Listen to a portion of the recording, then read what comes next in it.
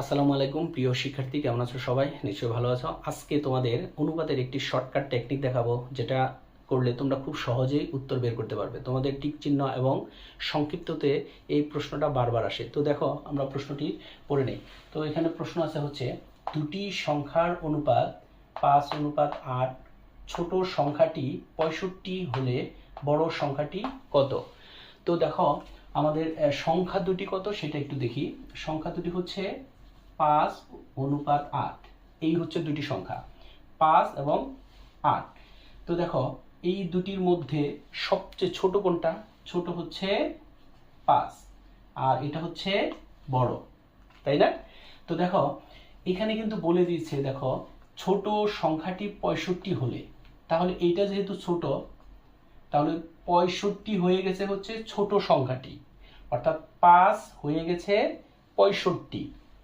তার মানে হচ্ছে এইটার সাথে গুণ হয়ে গেছে কত? 13। 13 গুণ হয়ে 65 হয়েছে, 5 13 65। তার মানে হচ্ছে এইখানে 65 হয়ে গেছে 5, আর 8 কিন্তু কত গুণ হবে? 8ও কিন্তু 13 গুণ হবে। তার মানে এটার সাথে 8-এর সাথে 13 যদি গুণ করা হয়, তাহলে এটার উত্তর দাঁড়াবে কত? 104। তার মানে এটার উত্তর কত বলো তো? 104। খুব সহজে কিন্তু তোমরা এই পদ্ধতিতে অঙ্কগুলো করতে পারো। ধন্যবাদ।